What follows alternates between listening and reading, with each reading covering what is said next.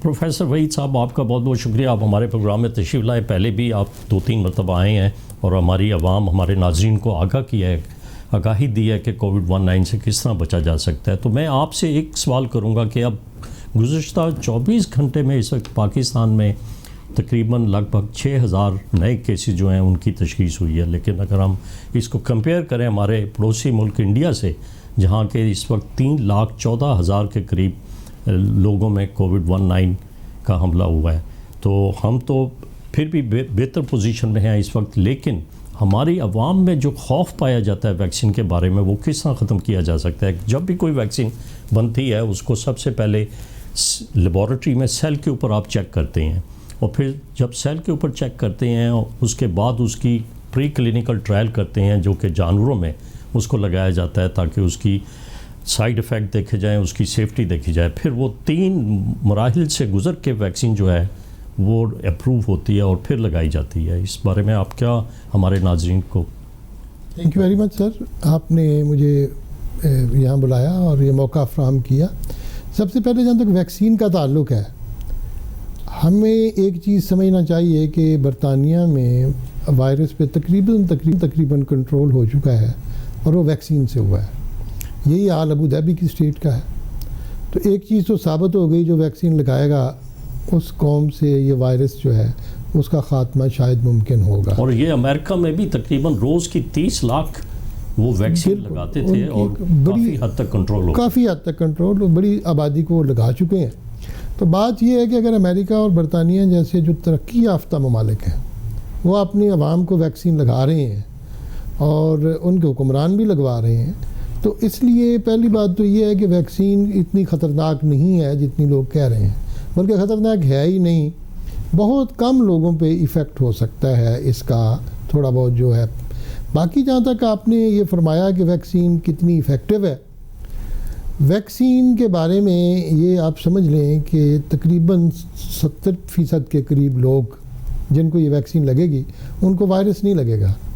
کچھ ایسے لوگ بھی ہوں گے جن کو شاید وائرس لگ جائے، لیکن اس ویکسین کی وجہ سے ان کو خطرناک بیماری نہیں ہوگی اور وہ بچ جائیں گے اور ان کو ہاسپٹل بھی نہیں جانا ہوگا.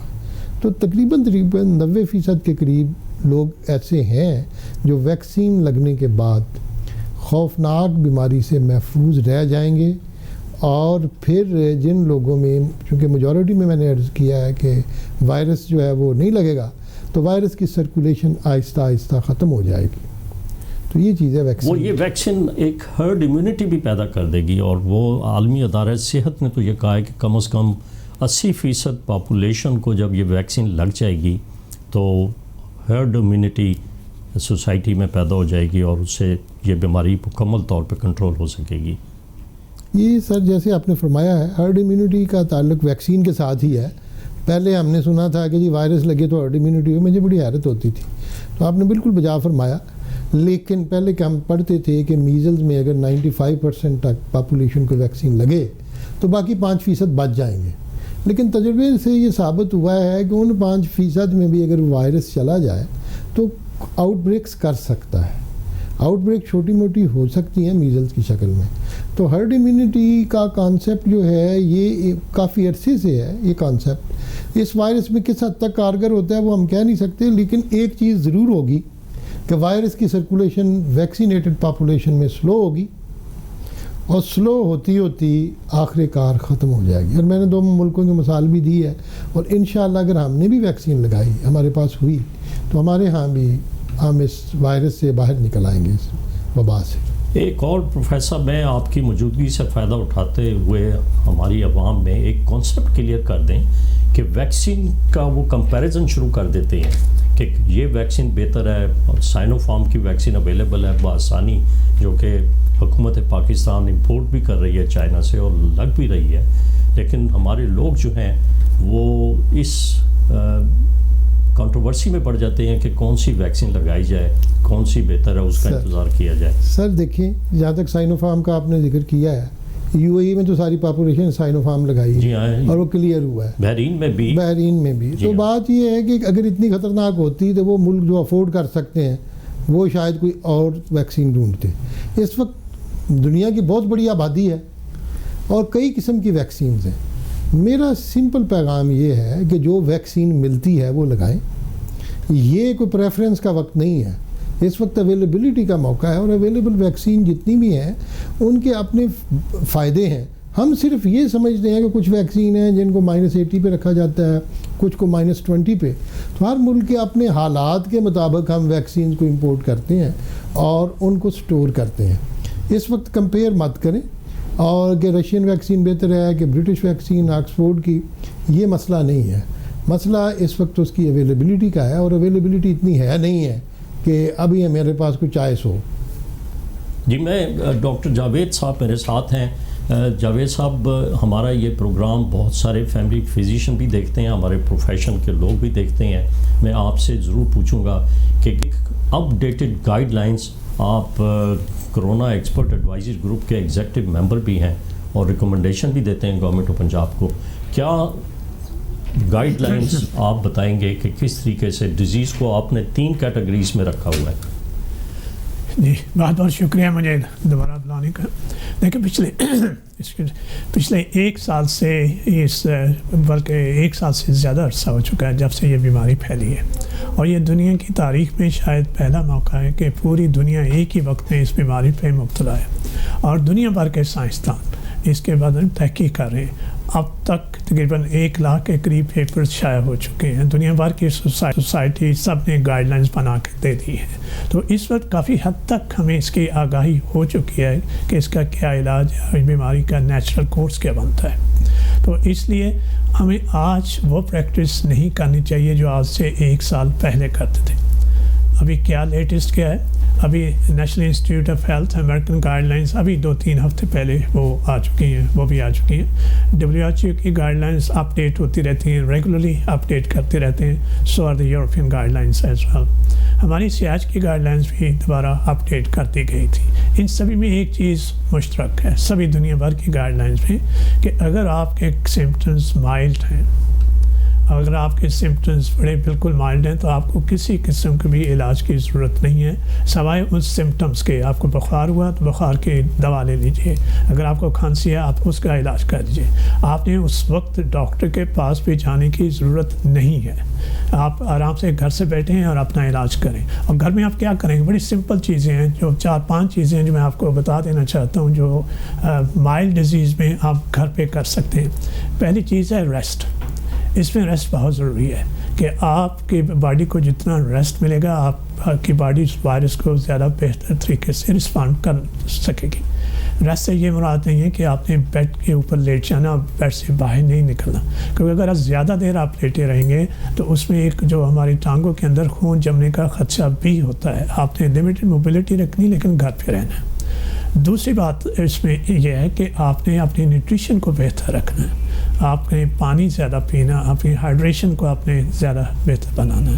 ایک اور چیز ہے کہ اگر آپ کو تھوڑی سی تکلیف محسوس ہوتی تو آپ پیٹ کے بل لیٹیں. پیٹ کے بل لیٹنے سے آپ کی آکسیجن پوری لنگس میں زیادہ بہتر سے جسم میں چلی جاتی ہے. وائٹامنس کا استعمال آپ کر سکتے ہیں, وائٹامن سی اور وائٹامن ڈی, مگر اس میں یہ مت بھولیے کہ وائٹامن ڈی اگر ایک دن آپ استعمال کریں گے تو فوری طور پہ آپ کا اس کا افاقہ ہوگا. ایسی قطعی بات نہیں ہے. ہاں, یہ کچھ ریسرچ میں آئے کہ جن لوگوں میں وائٹامن ڈی ڈیفیشنسی تھی, اگر وہ وائٹامن ڈی ان میں زیادہ ڈیزیز سویئر ہوئی ہے. تو ایسا کوئی اس کا جو رول ہے وہ زیادہ پریونشن میں ہے, ٹریٹمنٹ نہیں ہے. یہ چیزیں آپ نے کہا نہیں گھر میں مائلڈ ڈیزیز میں. پھر ایک اس کے بعد اور آتے ہیں کہ آج کل لوگ فوری طور پہ جا کے CT اسکین کرواتے ہیں. CT اسکین کروانے کی کوئی ریکمنڈیشن کہیں بھی نہیں ہے. CT اسکین کی ایک ہی ریکمنڈیشن ہے کہ اگر آپ کا PCR نیگیٹو آتا ہے اور آپ کو اسٹرانگلی سسپیشن ہے کہ یہ کووڈ ہو سکتا ہے, تو اس میں آپ CT اسکین کروا لیں اور اس میں آپ کو کچھ چینجز نظر آ جائیں گی تو کووڈ کنفرم ہو جائے گا.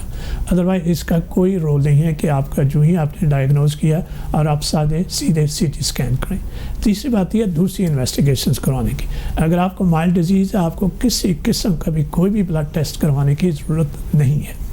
پھر اس کے بعد نیکسٹ اسٹیج پہ آتے ہیں, کچھ لوگوں کو سانس کی تکلیف ہوتی ہے. ٹھیک ہے جاوید صاحب, میں ایک چھوٹے سے وقفے کی طرف چلتا ہوں. وقفے کے بعد پھر آپ سے اسی ٹاپک پہ گفتگو جاری رکھیں گے.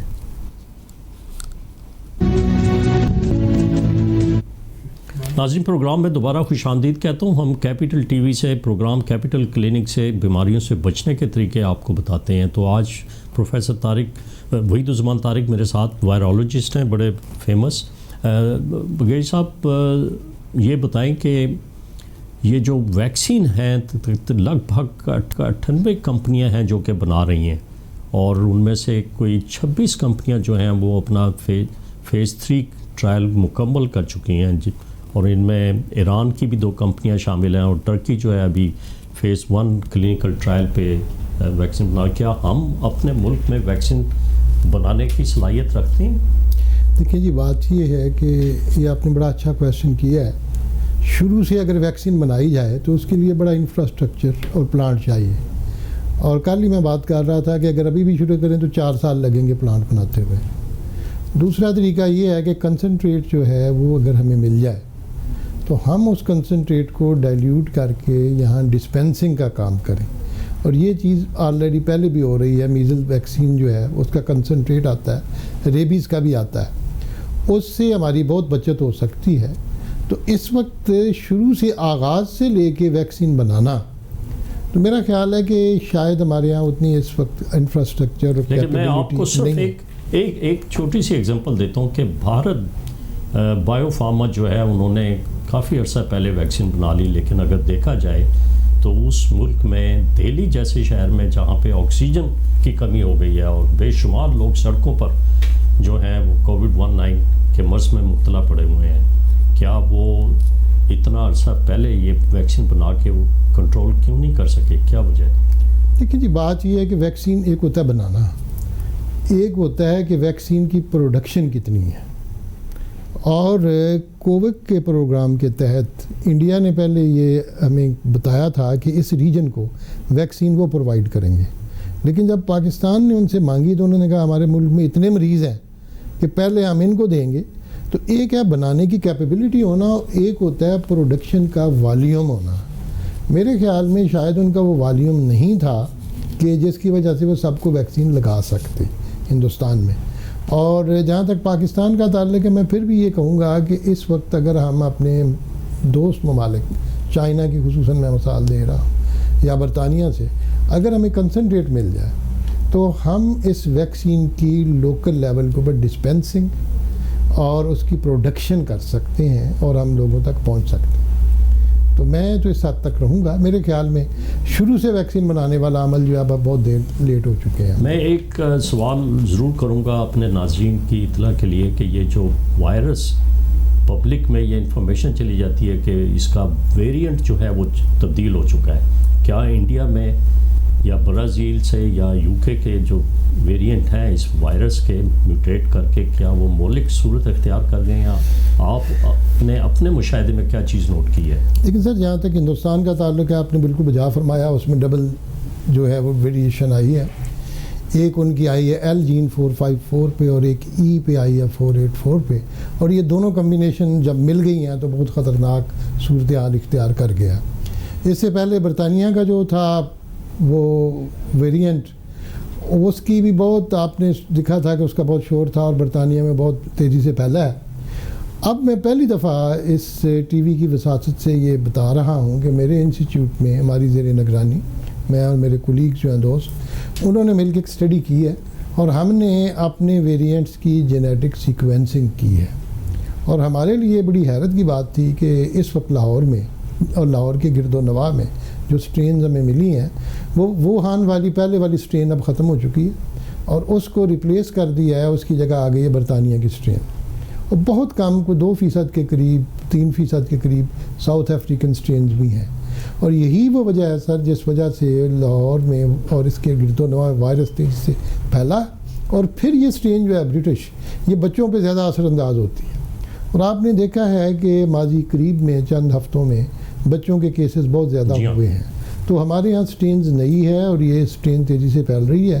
ہندوستان والی جو سٹرین ہے اس کا ہمیں ابھی ایویڈنس نہیں ملا, کیونکہ ہمارے ایسے تعلقات ایسے نہیں ہیں کہ ہمارا زیادہ آنا جانا ہندوستان سے ہو.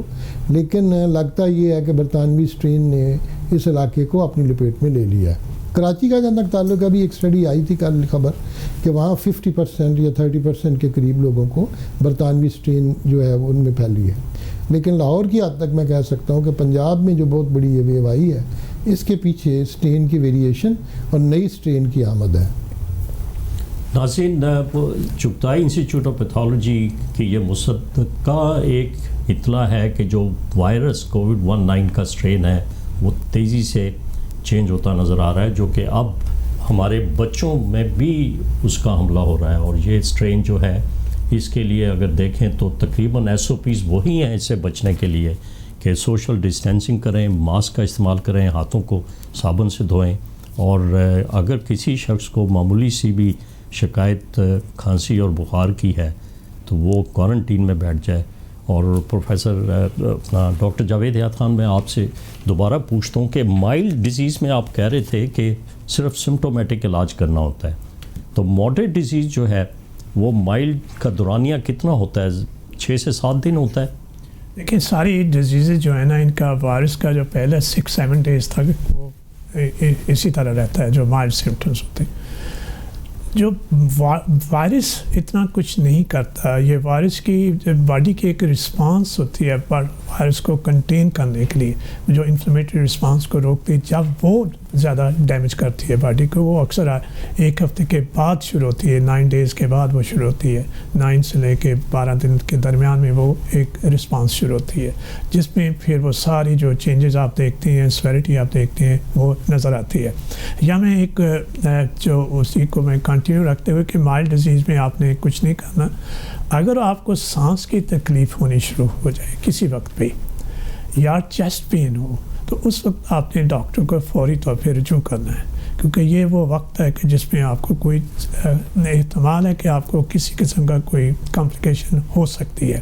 اور دوسری اس کی نشانی یہ ہے کہ آپ کا جو بریدنگ ریٹ ہے، آپ سانس آپ کا تیز ہو جائے گا، آپ کی نبض تیز ہو جائے گی.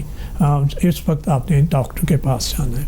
تیسری جو آپ ہر جگہ پہ دیکھا جاتا ہے آکسیجن سیچوریشن، کہ آپ نے گھر میں پلس آکسی میٹر دیکھا ہوا اور آپ کی سیچوریشن 94 سے اوپر رہنی چاہیے. جو پریگننٹ لیڈیز ہیں ان کے لیے 95 سے اوپر رہنی چاہیے.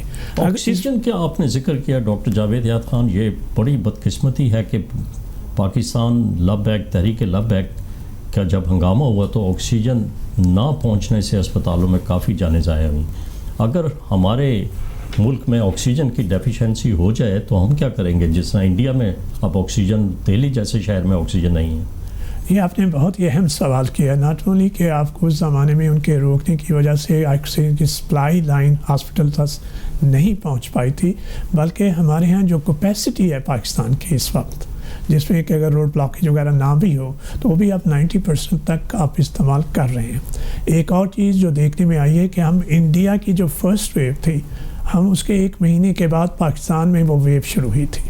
اب یہ خدشہ ہے کہ انڈیا کی ویو جب ہمارے ہاں جو بڑھے گی لہر، وہ شاید اس کے بعد بڑھے، 1-2 ہفتے کے بعد بڑھے گی.